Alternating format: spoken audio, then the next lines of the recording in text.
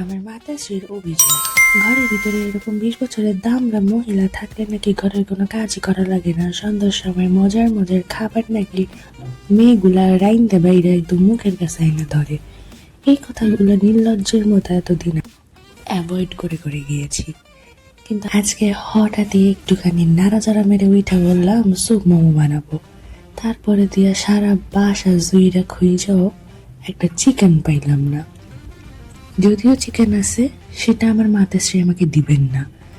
তাই আমি সিদ্ধান্ত নিলাম ভেজিটেবল মোমো বানাবো, খানি ভিডিও বানাবো। কিন্তু হঠাৎই মনে পড়ে গেল, আমি তো ভাই একটা কাম করতে আমার 200 বছর লেগে যায়। এখন যদি আমি ভিডিও করতে বসি তাহলে সন্ধ্যার খাবার ভোর রাতে খাওয়া লাগবে। তাই ভিডিও করার চিন্তা মাথা থেকে বাদ দিয়ে দিলাম। তারপরে রান্না বান্না শেষ করলাম। দেখতে যদিও তেমন একটা সুন্দর হয় নাই, চাইছিলাম স্যুপটা লাল টুকটুকে বইয়ের মতো হোক, কিন্তু অতিরিক্ত ঝাল হয়ে যাওয়ার ভয়ে স্যুপটাকে আর লাল টুকটুকে বানাতে পারলাম না। মোমোটা বানানো শেষ হওয়ার সাথে সাথে আমার মাতাশ্রী বাটি নিয়ে হাজির। দে, কি বানিয়েছিস আমার, দে আমি খাই। নিল, নিয়া জীবনে প্রথম প্রশংসা করিলেন, বললেন খুবই মজা হইয়াছে। তারপরে আমিও একটুখানি নিয়ে নিয়ে অভিনয় করলাম, ভালো হয়েছে, খুবই মজা হয়েছে।